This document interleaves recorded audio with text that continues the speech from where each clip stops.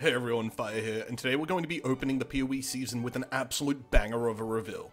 Even though the reveal stream is in about 12 hours from the time of recording this video, we got a preview of the div cards coming next league, and I scrolled through the page and found most of them unexciting, except for one that was at the bottom, the Apothecary. Now, this card gives you a Mage Blood. It is the card we have all been waiting for. This is probably the most anticipated and most requested div card of all time. People have been speculating that the existence of this card was about another 6 to 9 months off, based on how long the div card applications take to process, so it's very likely that GGG has fast-tracked the application for this. So one of the people who had an application out probably changed their application to be Mage Blood, given all of the hype and all of the demand for it, and then GGG have acknowledged that this would be a good idea to get into the game as soon as possible, and so they decided, yep, let's print this, let's get this in there. So, you're probably never going to actually see one. I mean, that goes without saying. Most of you probably have never seen a Doctor Drop.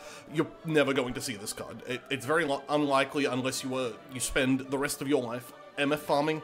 Now, you're going to need 5 of these cards to turn in for a single uncorrupted Mage Blood, and if I had to guess, I'd say it would either be from the Foundry or a Pinnacle Boss. I was leaning towards Pinnacle Boss, but Tripolar Bear really sold me on the idea that Foundry is a thematic fit for this, and it would also be very punishing for MF farmers. Why is this div card so good? Quite simply because it means there is going to be a higher Mage Blood supply.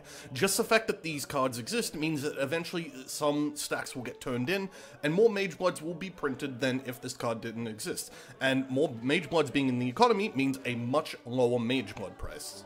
Now, not just will we have a cheaper Mage Blood, we're also going to have the ability to purchase part of a Mage Blood. So no longer do you have to race against the inflation of the Mage Blood and, you know, earn 20x in one day to try and earn your Mage Blood, but Mage Blood went up by 30x that day. You can lock it in bit by bit, and this is going to make Mage Blood not just cheaper, but more accessible to a large amount of players. In fact, if you're anyone not named Firegrass, this is probably a really good thing for you.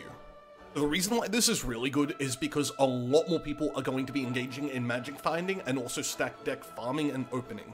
This being in the pool greatly increases the profitability of stacked deck farming and opening, and it also means that people who are magic finding have the chance to hit a Mage Blood or a Mage Blood card now if they're in the right area.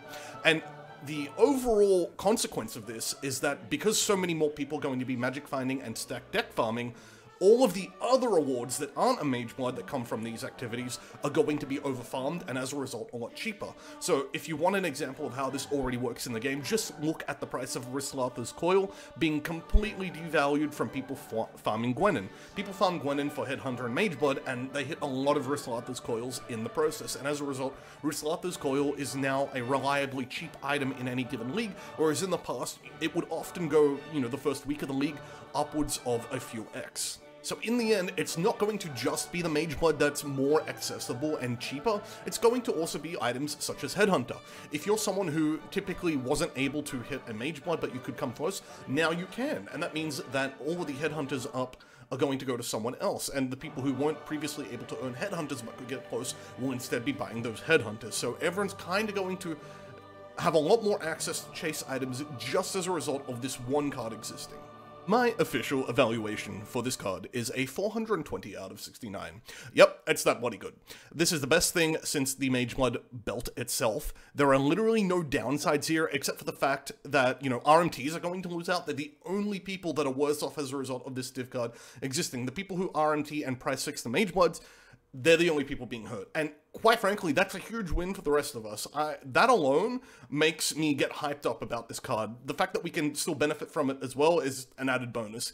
And it was honestly that good of a reveal, I can't even remember the other div cards. You know, this video could have been about all of the other div cards that were previewed, but it's not, because I'm just so excited about this, I don't even want to talk about the others. Now that the PoE season's underway, we're probably going to go back to the usual cadence of daily videos.